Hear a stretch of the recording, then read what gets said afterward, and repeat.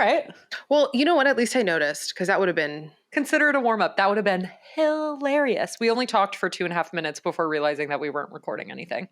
Just tech girlies in a tech world. Truly. Girls in STEM. Anyway, we're talking to you today. You. We're talking to you guys. We keep no secrets from the pod, so it's fun. I'm like, if they listened to last week's episode, I was saying the most cryptic shit ever. Oh, that's true. That's true. But secrets will always be revealed. In due time. In due time. Anyway, we're talking to you today, as usual, our favorite thing to do, because it truly feels like this is a two-way street and I'm not just yelling at my best friend on the internet. So thank you for your thoughtful questions. And again, I'm going to ask them to flip everyone on their toes. What? I don't know. It's just, I can't speak today. Just came out of your mouth. I've tried recording. To flip everyone on their toes? Yeah, just roll. Just don't ask questions and just roll with it. You know that I use every word incorrectly and every phrase incorrectly. You know what your new one is? What and I tried to correct you nicely by not actually correcting you, but just repeating the word back to you. What'd I do?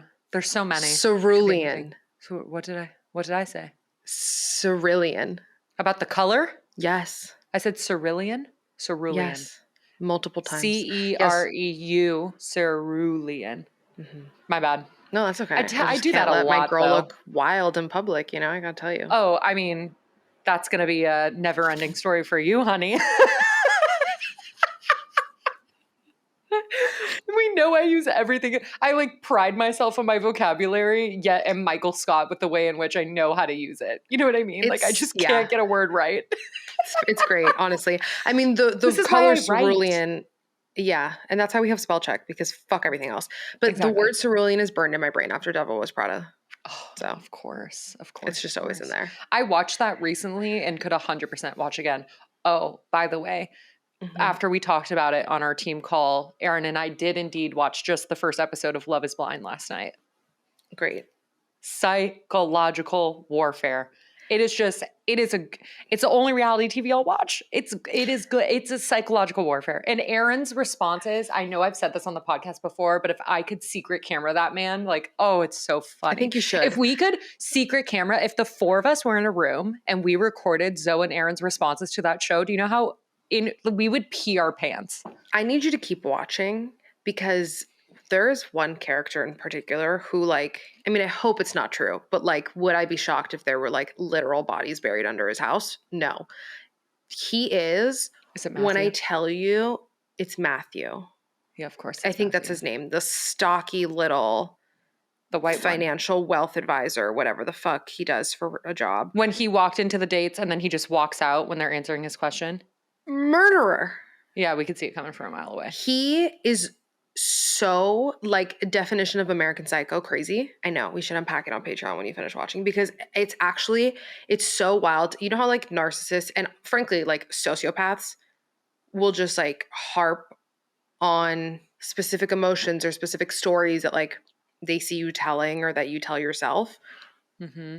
The way that he'll like be so emotionless with everybody else and the way he like moves in the fucking show versus like once he actually latches on to one of the women, and the way that he like manipulates is really frightening to watch. And I have so many thoughts. I would love to have a narcissist expert on the podcast, because just like the word boundaries, I think the social public's concept of the word narcissist is so fucking wrong, and everyone calls everyone a narcissist and they don't actually know what like a diagnosis of that even looks like and means. So I think that would be really fun to unpack. Mm-hmm. Two, if sociopathy interests anyone, I read a good book 15 years ago, so who knows if it's still good, called I Am a Sociopath by M.E. Thomas. It's a pen name, obviously. That's where I learned where like 90% of Fortune 500 CEOs are diagnosable sociopaths. But very, very... Pause. Harsh segue. Does everyone know my Mahal shoes that I'm obsessed with that look like her cute little cow paws? Yeah. My brother Valley's Mahal shoes. She expanded the sizes and Aaron bought some yesterday because he has been like crying for his own pair, but they didn't make them in sizes that were big enough.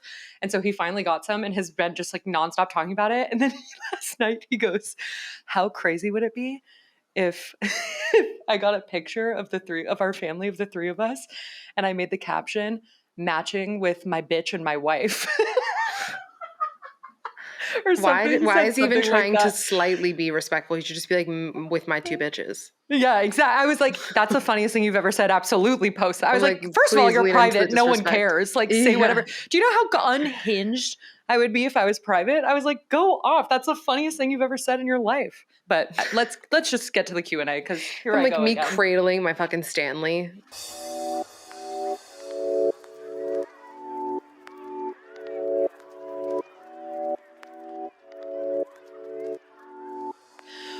Okay, ready?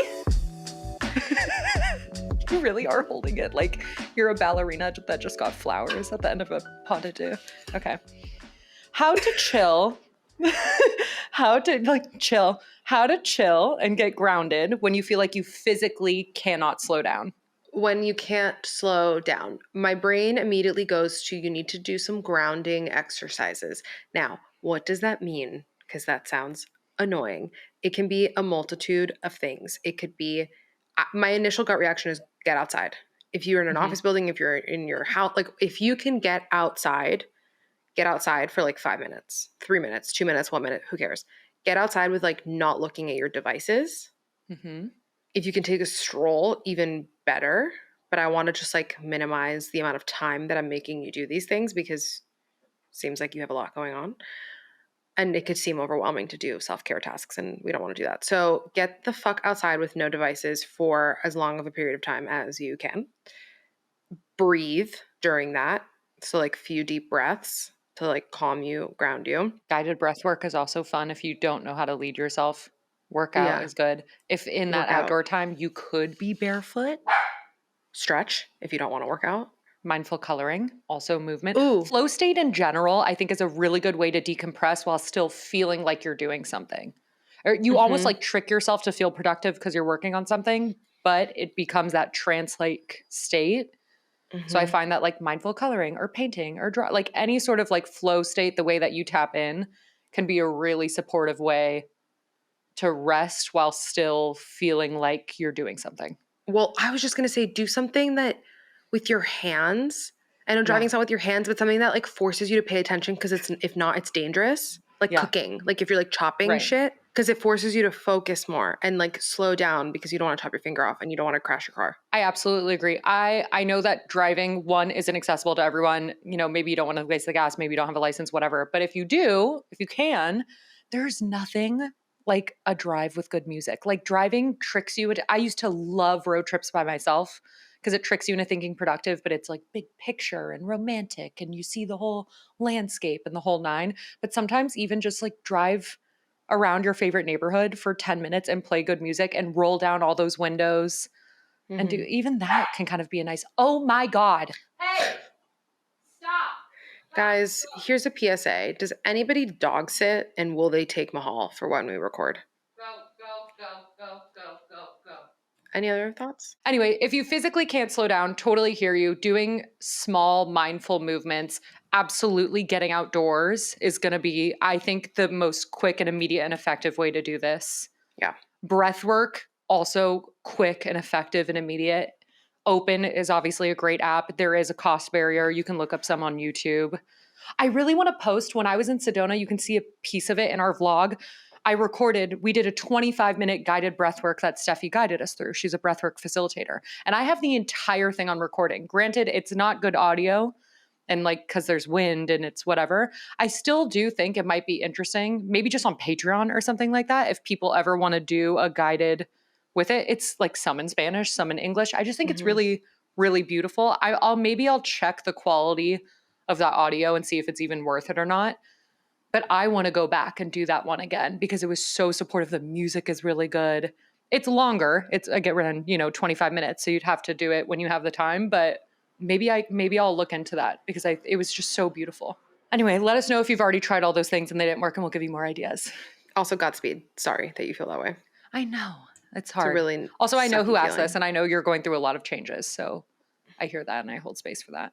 How to stop letting the fear of the unknown get in the way of putting myself out there. What's your favorite saying? I am not afraid to be seen trying. Say that over and over and over and over again until you're blue in the face. I mean, the fear of the unknown is the ultimate human fear, right? whether it's death or the next chapter or transitions. Like the unknown is the number one thing, that commonality that we all fear. So I think that's a hard thing to just get over. I want to, acknowledge that.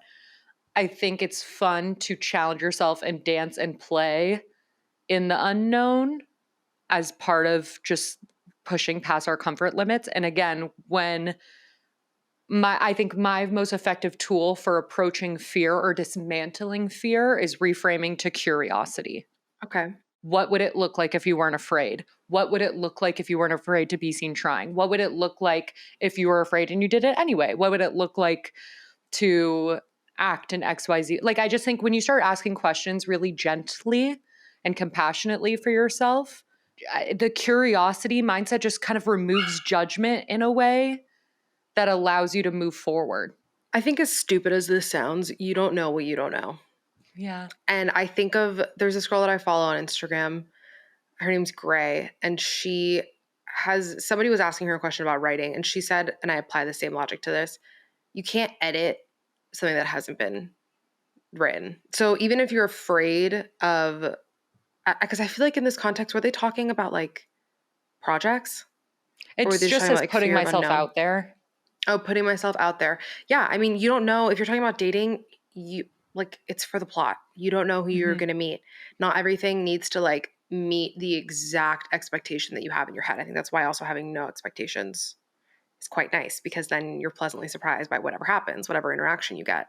And I'm not saying that in a way that means like you don't have standards. I just mean in a way that maybe you met a friend, maybe you had an interesting conversation, maybe like whatever. You just never know. And if we are talking about it in terms of work, like it's better to like tinker with something than to just sit on your hands and be like, well, what if, like, what if is the dumbest, scariest game of all time? Exactly. I was just going to say a similar sentiment of, I lost it. That's okay. I had something really good to say and I lost it. It's getting late, like 4:30. Like, oh my God, I'm going downhill. What was I going to say? No, I know. I'm going so downhill. I feel like I'm not saying anything. No, but you said something that you are saying something and it prompted me to think of something good. And now what the fuck was it? Here's a thought that just came to my brain as somebody who's really scared of things, like trying to meet this person where they're at. Okay. Maybe take baby steps into what unknown means for you. Like, let's say, I just feel like whoever wrote this question has a picture in their brain of what the unknown means and looks like and what they're talking about. So maybe peel that back and go like 30 steps before it. And like, what's the minor version of that you can play with and maybe step into? And then you can get a little bit more comfortable taking those steps and chipping away, getting closer. So it doesn't seem like this scary abyss. Totally. It reminds me of that in the same way we say fail fast. Like if you're going to have the expectations, then go through the thing and have them not meet them and get over that and move through that quickly. Mm-hmm. Not that speed has to be an indicator of how we move or grow or anything like that, but in terms of wanting to meet yourself past that fear, go through it and meet the fear and do the exposure therapy in those small ways that maybe feel more accessible to you at first. So you build up that muscle to not feel the fear. You got it. Feel the fear anymore, you guys. I'm going downhill. We're going downhill fast. But wait, listen, Okay. Listen, Linda. Listen, Linda. If you listened to last week's episode, in my unpacking, where I was talking about the not ever having an interesting thought ever again if I write and being scared about writing. Mm-hmm. I lost. No, you didn't. No, you didn't. Dude, it's gone. It has left the building. Oh my God, I had a good point. We act like we can do this every time in this like, do you know every time we are like, oh, it's an afternoon episode. We shouldn't have done it. Ha ha ha. And then every time we're scheduling, we're like, yeah, we'll write in the morning. We'll get our to-do list done and then we'll just end on the pod. No big deal. Like we do this every fucking I know. We're moving on. And scene. I don't remember what I was going to say, but from now on, we're in it to win it. We're in it to win it. And remember when sometimes we try to go really fast to get all the questions done, and although that doesn't allow as much nuance and answers to questions, sometimes it's just better for the brain. Maybe we could try that approach. Let's see. How to deal with weed dependency and cut down on smoking. Would you like me to take that one? Please. As Go someone ahead. that's been a stoner throughout different phases of my life, fucking hear you, see you.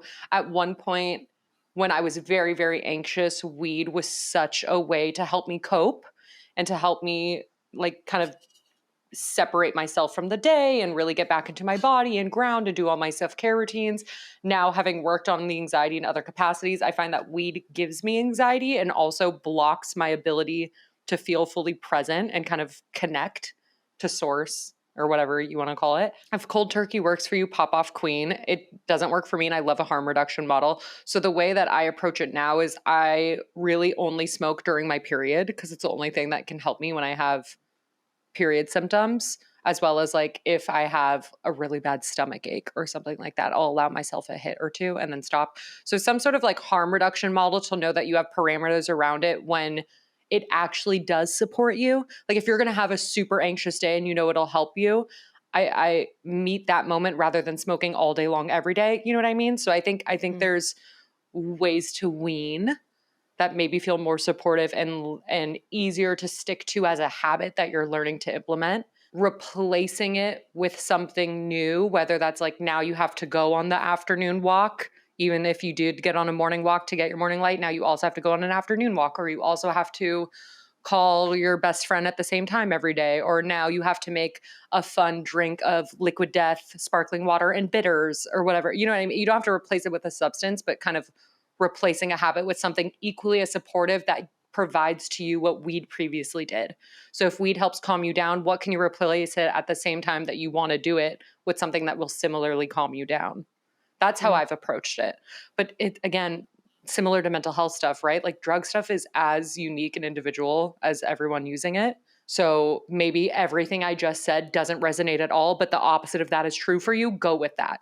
Like go with what works for you and know it'll look different for everyone. But also accountability buddies. Tell a friend, tell Well, a there's like partner, tell support groups someone. online like that are free, you Of know? course. Of course. Yeah. There's support groups online. I mean, all the classics are true, right? Like you could talk to a therapist, you could do a support group online. Like all those things are tried Mhm. and true for everyone. Just to speak to your own like self-work within that process.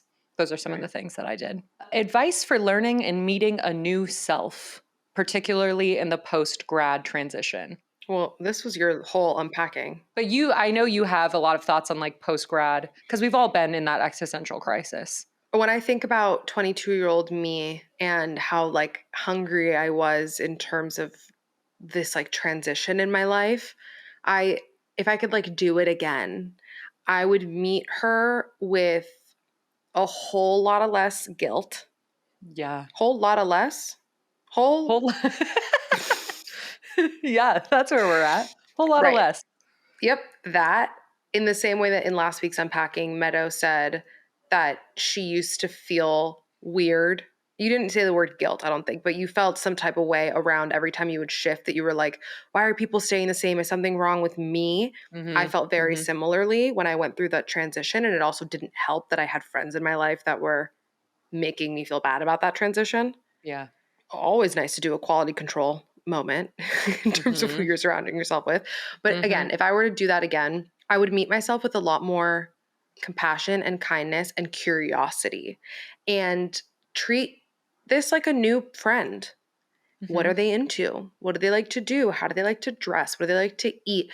Ask yourself day to day, like or on the weekends when you're not working or whatever, what do I want to do right now? Not even today. What do I want to do right now for the next hour?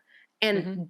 do it without judgment and just get to know yourself in the same way that you would try and get to know somebody else. I think being really honest with yourself can be scary, Mhm. and seeing yourself can be scary, but it's very worth it. I would also try more things on, like you and I always say, like for the book, for the plot. But that mentality of you do have your whole life in front of you and you don't Mhm. have to go right into a career that you want to be the rest of your life. And many people change that over and over and over in every decade of their life. And that's okay. So, one, providing yourself with those examples. I know I listen to a lot of Oprah's Super Soul Sunday because you figure out that everyone makes it in their head in their 50s and 70s. And you know what I mean? Age is just a Mhm. number. And it helped take a lot of pressure off that time by hearing stories and journeys of people that were successful to me and how their timelines, everyone's timeline is so different. So that provided me a lot of comfort. And I also, if I could do it again, would explore and play and do everything under the guise of figuring stuff out and just gaining data and gaining life experience, because the breadth of your experience is also so impactful and will help give you so much insights to yourself. And you don't have to take everything in alignment with who you are right now, especially when who you are is going to change. Right. So just like relinquishing some of that pressure and allowing yourself to experience a myriad of different things just to do it because you're in the phase of doing it. Fall in love, take the scenic route, go, do something crazy. Like, it's just meet yourself with where you're at with curiosity and compassion, and don't be afraid to do things because it's not the end all be all. Nothing, and the truth is nothing has to be. I can be in my 30s right now and know what I want to do with my life and career, and it still doesn't have to be the fucking end all be all. You know what I mean? It's just not that deep. We're only here to live one life. So just surrounding yourself with people that are supportive of that, giving yourself examples of really great stories, reminding yourself to approach with that curiosity, and just like make a good fucking community around you, because that's how you get through everything. It's just start crafting that solid community. Yeah. And invest in hobbies. Because that, I think post-grad is a big, like, what do I do with my career and what's my purpose, and do those align or do they not, and how am I going to fulfill them? Take some pressure off by also just investing in yourself for things that are just fun for the sake of being fun. And just joy for the sake of experiencing joy. Tips for fulfillment, especially within career. My initial reaction was remaining curious. I think that's an extremely important mentality to keep throughout your entire life and to inject into every single part of your life. Curiosity just really remains the through line, huh? Yeah, remaining that forever student. Also, especially if you're really deep into your career, don't begin to all of a sudden underestimate how important it is to continue honing in your skills, which is that same, like, people forget that they're a forever student. There's always more to learn. There's always things that you can refine. There's always expertise that you can continue to chip away at and get better at. So that's like initially what comes to my brain.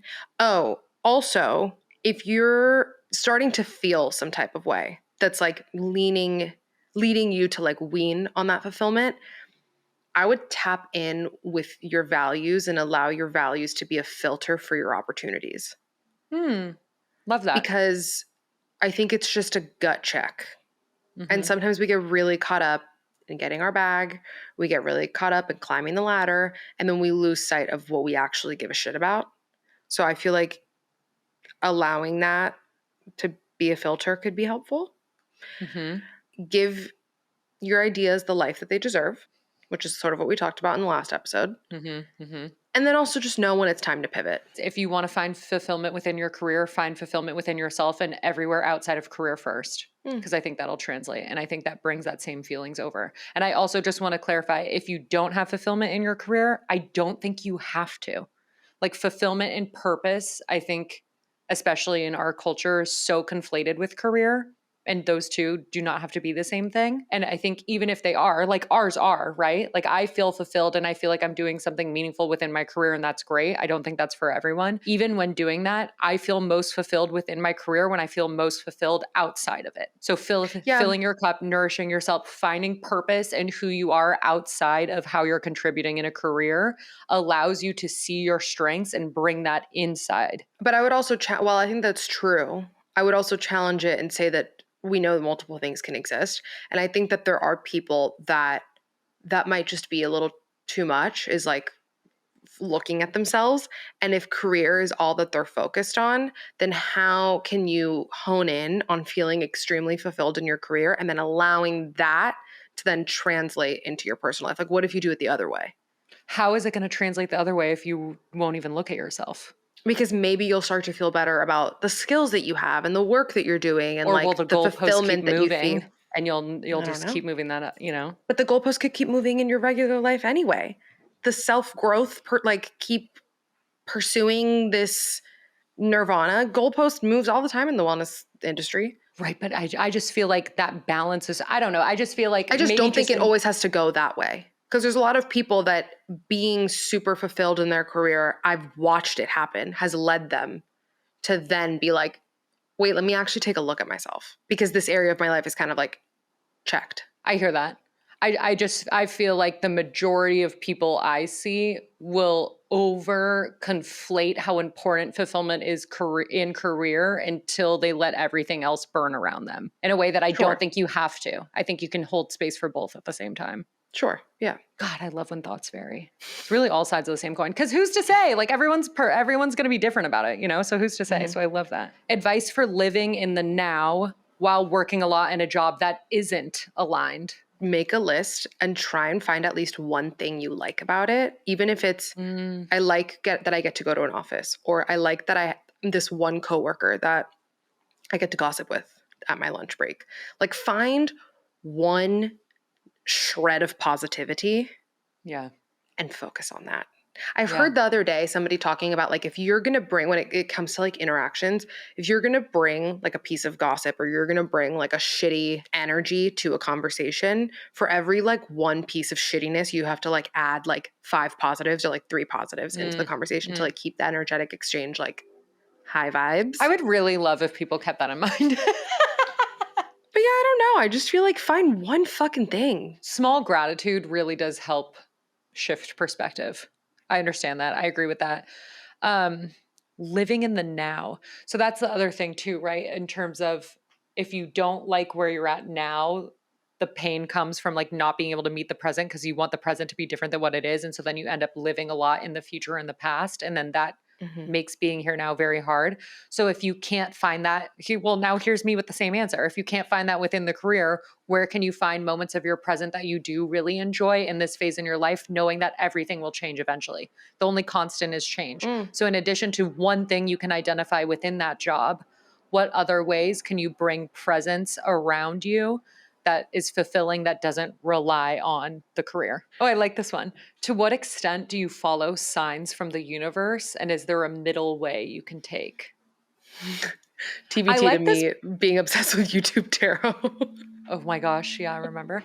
I like this one because I don't necessarily feel like signs point me into something to follow, more so as signs are reaffirmment of like what I'm doing to get like signs and symbols to me feel like cute little nods and winks to me, but they don't feel like pointing out this path, which means now I have to call the person and do the thing. Like I've never really taken it that way. Yeah. They just energetically feel differently to me than that. So yeah, absolutely there's a middle way. Or it can just be the universe or your team of angels winking at you and that's it. It's like a flirt. I'm like, thanks guys. It's a flirt. It's the universe flirting with you. Like it's not to say that now you have to go act on XYZ. No, I'm on the same page with you.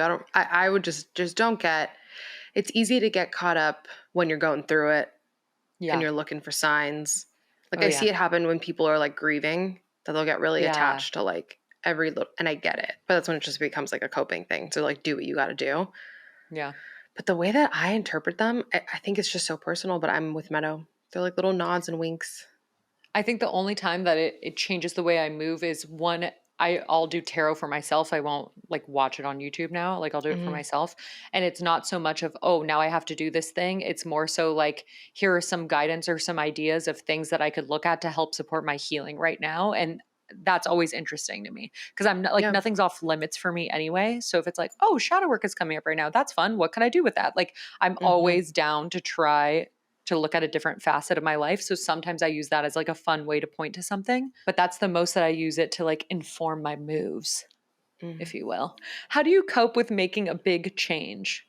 They're moving to a new place. Trying to find a routine as quickly as possible, or just find or maintaining routine, your period, grounding. or maintain, like something that feels familiar to you that reminds you that you're your constant is very helpful. So in addition to those finding familiar things, like again, like the kind of grounding we explained earlier, going on nature walks, doing little like checking in with yourself.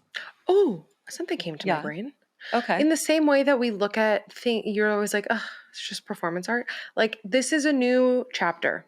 Yeah. Change is inviting growth. Yeah. In my opinion.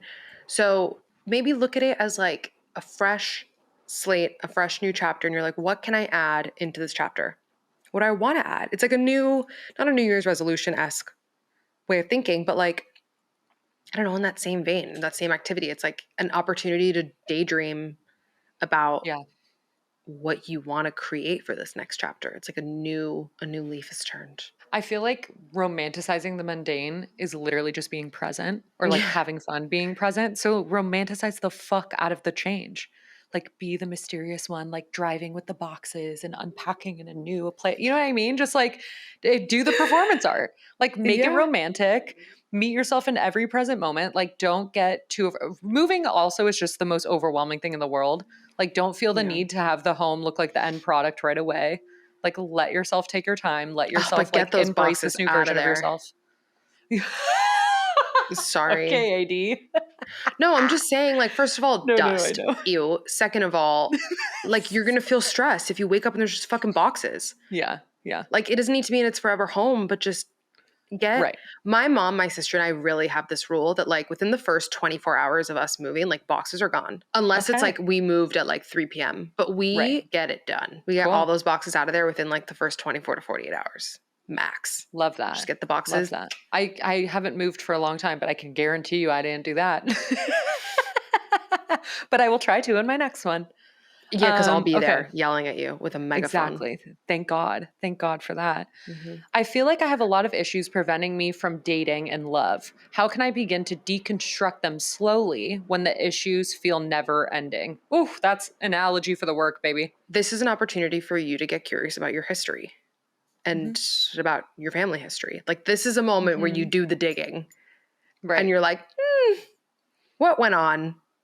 What did mom do? What did dad do?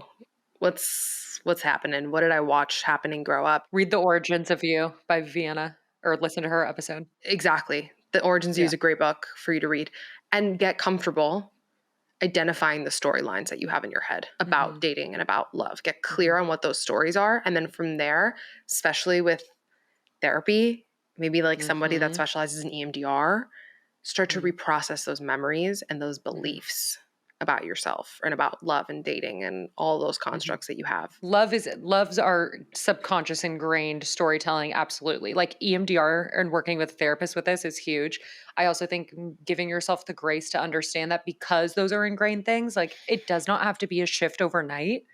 Oh And yeah. you can move and meet yourself where you're at while still like being curious and working like give yourself so much grace and compassion because the healing journey is hard enough it is without you like guilt tripping yourself over like having to move through something quickly.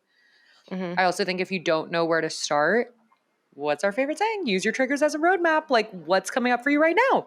That's something that's Hmm. like pointing and asking and going, hey, me over here. Like, I want to be healed. So start with something that's like top of mind or something that's been coming up for you and work with someone alongside that. But I agree with Gabby in terms of when it comes to love specifically, like that is such ingrained, like that is so inner child, that is so shadow, that is so family systems, like that is Yeah. so the deep mental health work that I really implore you to like read that book, listen to Vienna's episode, get a good therapist. Like that's work that is so much more supportive to do in community, Hmm. particularly with professionals. It Hmm. really is. And also, by the way, you asking this question, you already have so much self awareness that a lot of people don't have when it comes to dating. And so Exactly. don't get caught up in the thinking that you have to have this all sorted before you do start dating. 'Cause Yeah. that's just not true. Yeah. And you can help someone. I mean, what we always say too, that our partners are our mirrors.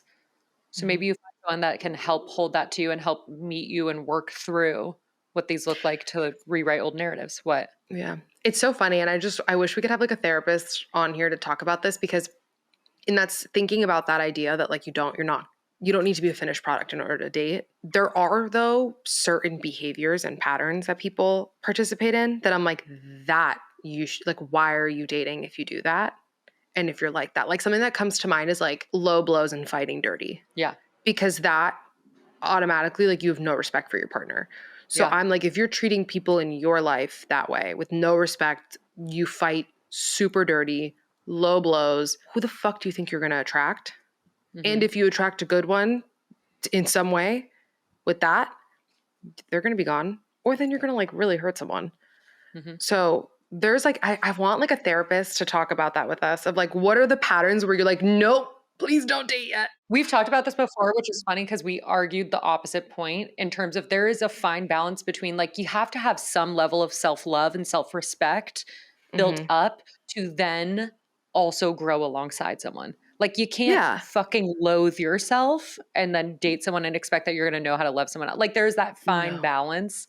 Well, you can date whoever you want. We're talking about like being in a healthy relationship, though.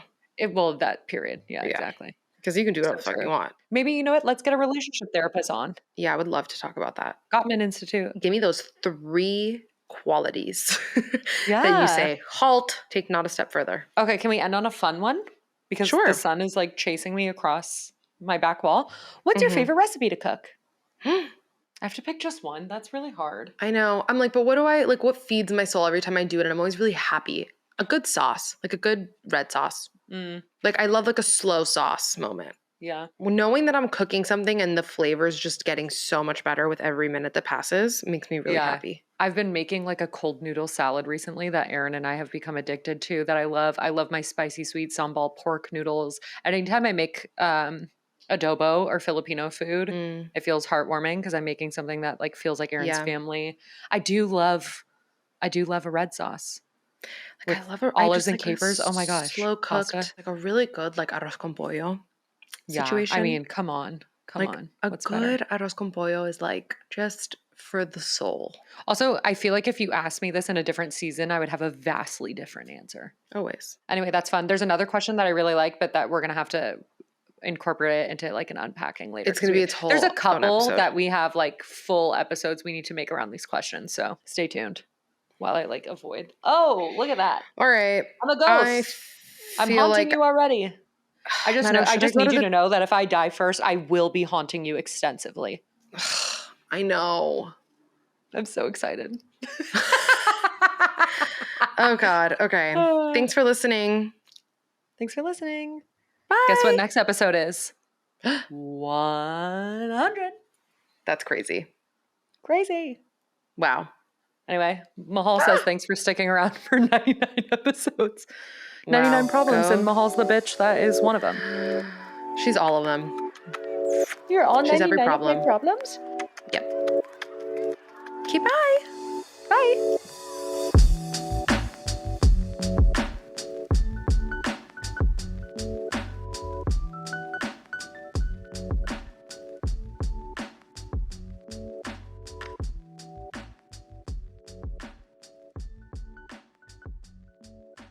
How's it going, y'all? It's Aaron. Don't let your Monday suck. Don't have those Sunday scaries. I'm tired of everybody waking up in the week saying, shit, it's Monday. You know what goes down? TMV releases every week on Mondays. Make sure you rate and review wherever you get your podcasts. And if you're watching YouTube, yes, TMV has a YouTube. Be sure to subscribe and ring that noti bell and never miss a thing. And also, join the TMV Familia by joining the Thoughts May Vary Patreon and by following @Thoughts May Vary Pod on Instagram and TikTok. Thank you for listening. Great. There you go. Thanks, AB. Got y'all.